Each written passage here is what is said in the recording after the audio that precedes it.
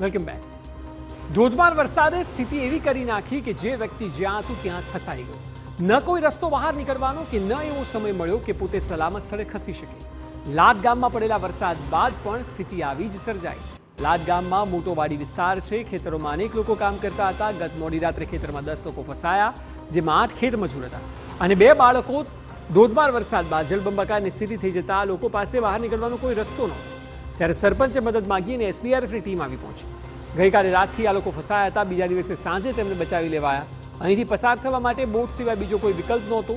માત્ર ખેત મજૂરો જ નહીં, લાડ ગામના 4 થી 5 વિદ્યાર્થીઓ કે જેઓ અભ્યાસ માટે ગયા હતા તે પણ ફસાયા હતા।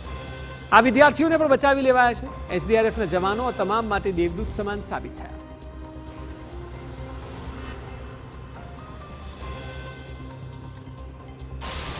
જળબંબાકારની સ્થિતિ આ વિસ્તારમાં જોવા મળી હતી અને અત્યારે એસડીઆરએફના જે જાબાઝ જવાનો છે તેમના દ્વારા આ તમામ લોકોનું જે રેસ્ક્યુ કરવામાં આવ્યું છે અને તમામ લોકોને અહીં જે લાવવામાં આવ્યા છે ગામના બીજા છોર પર, ગામના બીજા છેડે અત્યારે જે ગામ લોકો પણ અહીં દ્રશ્યમાં તમે જોઈ શકો છો એ તમામ લોકો છે તે મજૂરો છે તેમને ત્યાં લાવવામાં આવશે અને તેને ફરી એકવાર તેના ઘર છે ત્યાં સુધી લાવવામાં આવશે।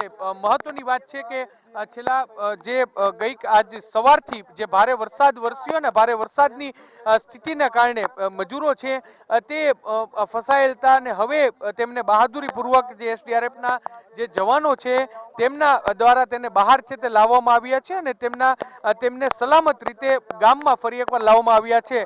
જળબંબાકારની જે સ્થિતિ છે ને હજુ પણ પાણીનો પ્રવાહ છે તે અવિરત ચાલુ છે। એટલું જ નહીં પરંતુ જે વરસાદ છે તે પણ અવિરત છે તે વરસી રહ્યો છે ને તેને કારણે જે સ્થિતિનું નિર્માણ થયું છે ને તેની વચ્ચે જે એસડીઆરએફની જે કાર્યવાહી છે તે ખૂબ જ કાબિલેદાદ કાર્યવાહી છે। વહીવટી વિભાગના તમામ અધિકારીઓ છે તે અત્યારે અહીં ઘટના સ્થળે પહોંચ્યા છે ને હવે જે તમામ જે મજૂરો છે તેમને ગામમાં છે તે લાવવામાં આવ્યા છે। જે ગામના જે 4 થી 5 જેટલા છોકરાઓ છે, વિદ્યાર્થીઓ છે કે જેઓ પણ ઉપલેટા અભ્યાસ માટે ગયા હતા ને ત્યાં જ ફસાયેલા હતા તેમને પણ જે ગામના સરપંચ છે તેમના દ્વારા અહીં લાવવામાં આવ્યા છે ને હવે એસડીઆરએફની મદદથી તેમને પણ ગામમાં છે તે લઈ જવામાં આવશે।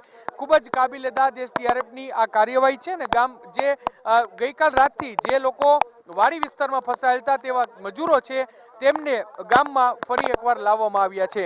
કેમેરા પર્સન ભાવેશ લશ્કરી સાથે મોહિત ભટ્ટ, TV9।